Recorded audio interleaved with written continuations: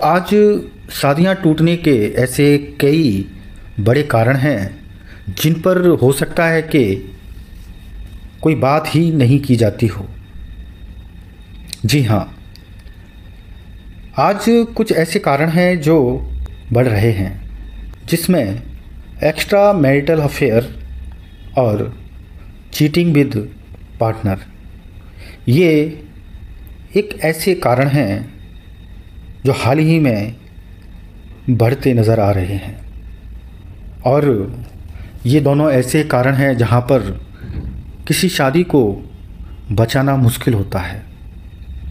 अगर हम थोड़ा सा गौर से देखें तो एक्स्ट्रा मैरिटल अफेयर और चीटिंग विद पार्टनर, ये दोनों ही ऐसे कारण हैं जिनको ज़्यादातर लोग एक ही नज़रिए से देखते हैं, जबकि एक्स्ट्रा मैरिटल अफेयर और चीटिंग दोनों ही अलग अलग कारण हैं।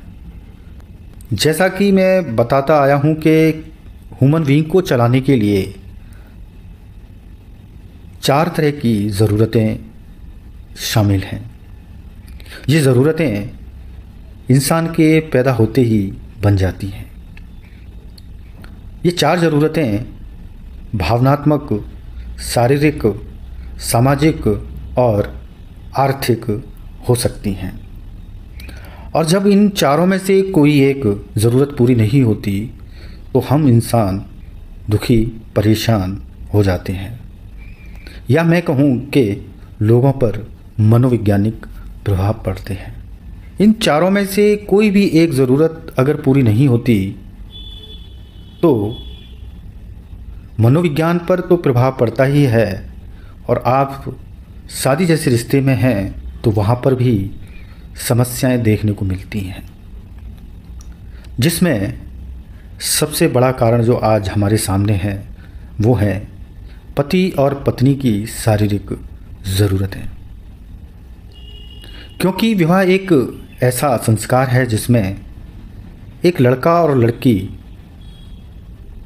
इस उम्मीद के साथ विवाह करते हैं कि उनकी वो ज़रूरतें जो अभी तक पूरी नहीं हुई वो इस विवाह के माध्यम से पूरी होंगी, और दोनों ही पक्षकार एक दूसरे से उम्मीद करते हैं कि वे एक दूसरे की ज़रूरतों को पूरा करेंगे।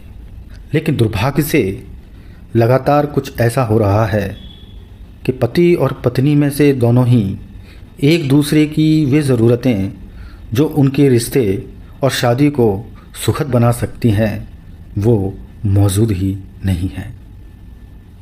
पति पत्नी के बीच में जो समस्याएं आ रही हैं वो कहीं ना कहीं भावनात्मक ज़रूरतों और शारीरिक ज़रूरतों को लेकर के कुछ ज़्यादा ही हैं। ज़रूरी नहीं कि पति की शारीरिक ज़रूरतें हों, उसकी भी भावनात्मक ज़रूरतें हो सकती हैं। और ये भी ज़रूरी नहीं कि पत्नी की शारीरिक ज़रूरतें हों और भावनात्मक ना हों, ये सबके साथ अलग अलग है। तो ये 2 ऐसे कारण हैं जो शादी को प्रभावित कर रहे हैं, और ज़्यादातर शादियों में एक्स्ट्रा मैरिटल और चीटिंग देखने को मिलती है। अब बात ये आती है कि क्या एक्स्ट्रा मैरिटल अफेयर सही है या गलत।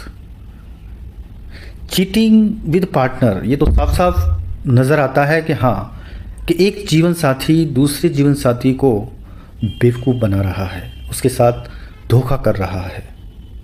तो ये तो अपने आप में ही एक समस्या नहीं बल्कि एक अपराध की श्रेणी में आएगा।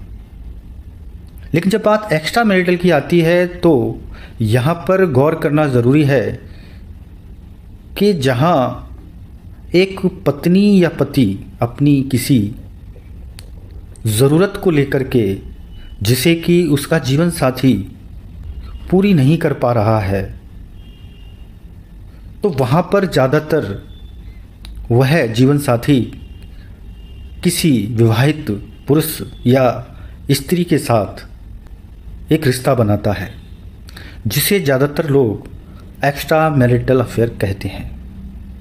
अब बात ये आती है कि क्या एक्स्ट्रा मैरिटल सिर्फ और सिर्फ फिज़िकली नीड्स को पूरा करने के लिए या फिर अन्य ज़रूरतों को पूरा करने के लिए होता है।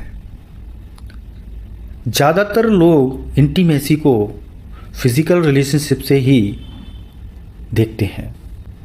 असल में अगर देखा जाए तो इंटीमेसी कई तरह की हो सकती है। ये इंटीमेसी स्पिरिचुअली भी हो सकती है, इंटेलेक्चुअली भी हो सकती है, इमोशनली भी हो सकती है और फिज़िकली भी हो सकती है। लेकिन ज़्यादातर लोग इंटीमेसी को फिज़िकल इंटीमेसी से ही देखते हैं। तो जब वो एक्स्ट्रा मैरिटल अफेयर होता है तो ज़रूरी नहीं कि वहाँ पर फिज़िकली इंटीमेसी हो सकता है कि जीवन के किसी पड़ाव में आप अपनी उस इंटीमेसी की तलाश कर रहे हों जो कभी पूरी नहीं हुई।